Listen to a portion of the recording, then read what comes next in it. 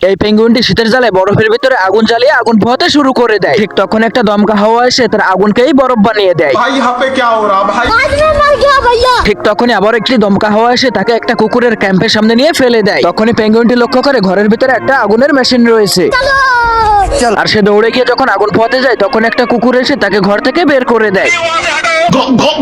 আর সে পেঙ্গুইনকে বলতে থাকে, তুই কখনোই আর এখানে আসবি না। এটা বলে কুকুরটি যখন ঘরের ভিতরে গিয়ে শুয়ে পড়ে তখনই পেঙ্গুইনটি ঘর ফুটো করে সে ঘরের ভিতরে চলে আসে। रोम रोम भाइयों सिस्टम पार देंगे।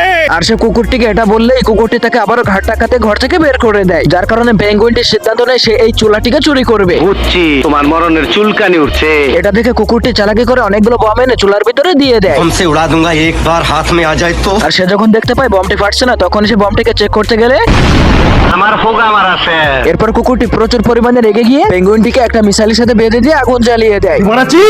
এটা বলে সে যখন ঘরের ভিতরে যায় তখন সে দেখতে পায় সেই পেঙ্গুইনটি ভিন গ্রহ থেকে অনেকগুলো এলিয়েনকে এনে সেখানে আগুন পোহাচ্ছে। আমি বিশ্বাস করি না। এটা থেকে সে অনেক দুঃখ পেয়ে একটা সিদ্ধান্ত নেয় সে আর এই পৃথিবীতেই থাকবে না। যার কারণে সে জীবনের শেষ বাজনা বাজিয়ে দুনিয়া থেকে বিদায় হয়ে যায়।